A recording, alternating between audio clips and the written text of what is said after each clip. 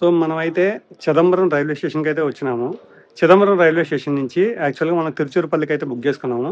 But దారిలో తంజావూరు కూడా ఉంది. సో, అయితే ఫస్ట్ అయితే మనం వచ్చేసి అందుకని తంజావూరుకైతే దిగిపోతాం అనమాట మేము. తంజావూరులో బృహదీశ్వర ఆలయం టెంపుల్ చూసుకొని తర్వాత అయితే తిరుచురపల్లికైతే వెళ్తాము. ఇది చిదంబరం రైల్వే స్టేషన్ అండి. ఆల్మోస్ట్ సెంట్రల్ గవర్నమెంట్ ప్రతి ఒక్క రైల్వే స్టేషన్‌ని మంచిగా డెవలప్ చేస్తున్నారు. మన ట్రైన్ అయితే ప్లాట్ఫామ్ నెంబర్ 1 మీదకైతే వస్తదనమాట. సో, మేమైతే ఆఫ్టర్‌నూన్ లంచ్ ఏం చేయలేదు. సో, ఇక్కడే వచ్చేసి పులిహోర, టమోటా రైస్ అలాగే వడుంటే తీసుకున్నాము. ఇంకా పులిహోర అయితే కలుపుకొని ఒక ముద్ద అయితే నోట్లో పెట్టేసుకున్నాం మామ. పులిహోర అయితే బాగుంది మామ. టేస్ట్ అయితే అదిరిపోయింది. రూపాయలకి చాలా బెస్ట్. నెక్స్ట్ టమోటా రైస్ తిందామని తీసాను మామ. అన్నిటిలోకి మ్యాంగో పిక్లు అయితే కామన్‌గా ఇచ్చారు ప్యాకెట్. టేస్ట్ అదిరిపోయింది మామ. 30 రూపీస్‌కి చాలా బెస్ట్. పులిహోర కానీ అలాగే టమోటా రైస్ కానీ. ఇంకా మసాలా వడ అయితే టేస్ట్ చూద్దామని తీసేసాను మామ. మసాలా వడ కూడా టేస్ట్ అదిరిపోయింది మామ. మన సైడ్ ఉన్నట్టే ఉంది. మనం చిదంబరంలో అయితే రైల్వే స్టేషన్లో పులిహోర, టమోటా రైస్, మసాలా వడ తీసుకున్నాము. 3 వర్త్ మామ. మనమైతే తంజావూరుకి అయితే వచ్చేసినాం అనమాట మమ్మ. తంజావూరులో మనకి సబ్వే ఉంటుంది. ఆ సబ్వే నుంచి అవతలకైతే వెళ్ళిపోవచ్చు డైరెక్ట్ గా ప్లాట్ఫామ్ నెంబర్ 1 అవతలకి.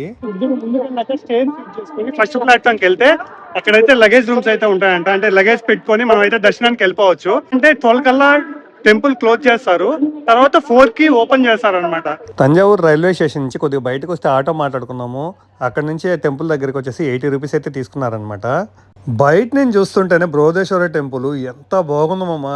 చూడండి అసలు వాలే ఎంత పొడుగుందంటే టెంపుల్ ఎంత పెద్దగా ఉంటుంది చూడండి అసలు. ఇంకా బృహదేశ్వర ఆలయం టెంపుల్ యొక్క చరిత్రలోకి వెళ్తే ఈ టెంపుల్ వచ్చేసి క్రీస్తు శకం 1010లో రాజరాజ చోళ నుంచి నిర్మించబడింది అనమాట. ఈ టెంపుల్ వచ్చేసి పూర్తిగా గ్రానైట్ రాయితో అయితే నిర్మించారు.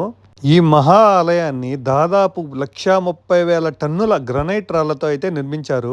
ఆ కాలంలో చుట్టుపక్కల ఎక్కడా గ్రనైట్ దొరకనప్పటికీ భారీ రాళ్లను రప్పించి ఈ అద్భుతం సృష్టించారనమాట.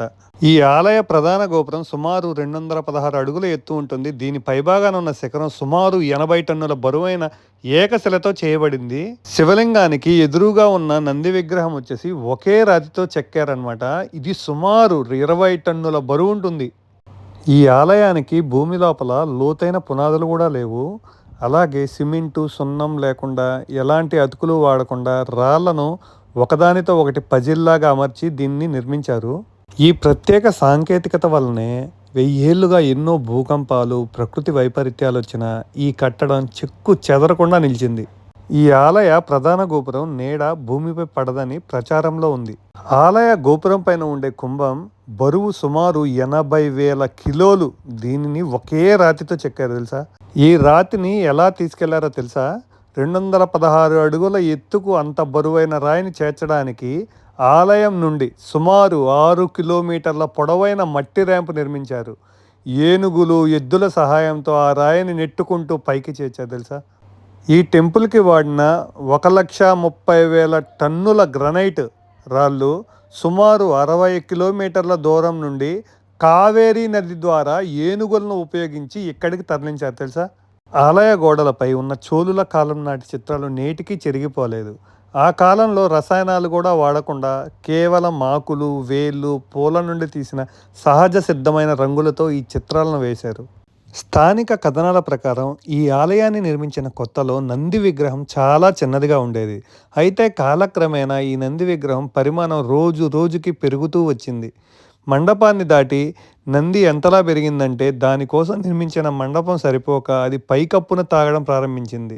ఇది చూసి భయపడిన పూజారులు, స్థానికులు దేవుడికి మొరపెట్టుకున్నారు. నంది పెరుగుదలను ఆపడానికి శిల్పులు దాని వెనుక భాగంలో లేదా కాళ్ళ కింద ఒక ప్రత్యేకమైన మేకునైతే దింపారని చెప్తున్నారు. ఆ తర్వాతే అది పెరగడం ఆగిపోయిందని ఒక బలమైన నమ్మకం ఉంది. టెంపుల్లో పులిహోర అమ్ముతుంటే తీసుకొని తిన్నాము. పులిహోర బాగుంది మామ. తమిళనాడులో పులిహోర అయితే టేస్ట్ అయితే అదిరిపోయింది. ఇదండి మామ పప్పు చెక్క. పప్పు చెక్క కూడా అదిరిపోయింది మామ. కర్రా అంటూ టేస్ట్ అయితే అదిరిపోయింది అసలు. మన ఇంట్లో చేసుకుంటాం కదా మామ, సేమ్ అదే టేస్ట్, దానికంటే బెటర్గానే ఉంది చెప్పాలంటే. అంత బాగుంది. అందులో వీళ్ళు ఏంటంటే మిరియాలు వేస్తారు. ఆ మిరియాలు నవలుతున్నప్పుడు దానికి ఆ స్పైసీకి కరెక్ట్గా సెట్ అవుద్ది. సూపర్గా ఉంది అసలు. పులిహోర కానీ పప్పు చెక్క కానీ అదిరిపోయింది అసలు. ప్రసాదాలు వచ్చేసి టెంపుల్కి ఎగ్జాక్ట్గా ఆపోజిట్లో లెఫ్ట్ సైడ్ అయితే అమ్ముతూ ఉంటారండి. తంజావూరు రైల్వే స్టేషన్ ఎంట్రన్స్ ఇది. సో మనకు వచ్చేసి క్లాక్ రూమ్ ఇక్కడ ఉంది చూడండి. ఇది క్లాక్ రూమ్, ఎస్బీఐ ఏటీఎం పక్కనే ఉంటుంది. పర్ బ్యాగ్ వచ్చేసి 25 రూపీస్ తీసుకున్నారు 24 hours కి ఎంట్రన్స్. ఇక్కడ మామూలుగా లోకల్ బస్సెస్ అన్నీ వచ్చేసి ఇక్కడ స్టాప్ అవుతాయి అన్నమాట. లోకల్ బస్సెస్ అయితే మనమైతే ఆటోలో వచ్చాము, 70 రూపాయలు తీసుకున్నారు టెంపుల్ దగ్గర నుంచి.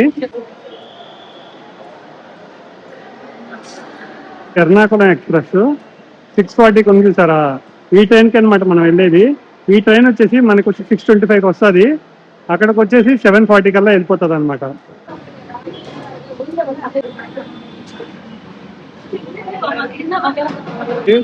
రైల్వే స్టేషన్ ఇదే అనమాట. రైల్వే స్టేషన్ కొద్దిగా ముందు వస్తే హోటల్ ఉంటుంది, జస్ట్ టర్నింగ్ లోనే ఉంటుంది హోటల్. ఇక్కడ ఏదైనా 10 రూపాయలు అయ్యా, వడ కానీ ఏదైనా తీసుకున్నా కూడా 10 రూపాయలు. టేస్ట్ అయితే అద్దరిపోయింది. నేను పార్సల్ తీసుకున్నాను, టీ తాగాను అమ్మ, టీ కూడా 15 రూపాయలు. ఎక్సలెంట్గా ఉంది అసలు. ఇదిగోండి మసాలా వడ, టేస్ట్ అయితే అద్దరిపోయింది మమ్మ. మొత్తం చూడండి, ఆకులు అన్ని కరివేపాకులు ఎర్రగడ్డలు అసలు వేసి భయంకరంగా చేసినాడు. లోపల మిరపకాయలు అన్నీ ఉన్నాయి, అల్లము గిల్లము అన్నీ చేసినట్టున్నారు. టేస్ట్ అదిరిపోయింది మమ్మ. నెక్స్ట్ వడ, మీకు ఇందాక టిఫిన్ చేయని చూపించాను కదా, నేను ఆల్రెడీ తిన్నా. వడ తిన్నాను, అలాగే ఆలు బొండ తిన్నా. ఆలు కుర్మా అంటే బాగా కుక్ చేసి బొండాలా చేయించారు, అది కూడా సూపర్గా ఉంది టేస్ట్. వడ, మసాలా వడ, బొండా అయితే నేను చెక్ చేసినాను. ఆలు బొండా సూపర్గా ఉన్న టేస్ట్. ఎవరైనా తంజావూరు వచ్చినప్పుడు ఒకసారి ఈవినింగ్ టైము అక్కడ ట్రై చేయండి, అద్దరిపోయింది. చాలా మంది తింటున్నారు. టీ కూడా ఎక్సలెంట్గా ఉంది. అంటే ఎక్సలెంట్ అంటే బాగుంది, తాగడానికి పర్ఫెక్ట్గా ఉంది అనమాట. టీ కూడా, టీ బాగుంది, టిఫిన్ కూడా బాగుంది. ఒక్కసారి విజిట్ చేయండి ఆ హోటల్, ఓకేనా? నచ్చితే లైక్ అండ్ సబ్స్క్రైబ్ కొట్టడం మాత్రం మర్చిపోవద్దు మమ్మ.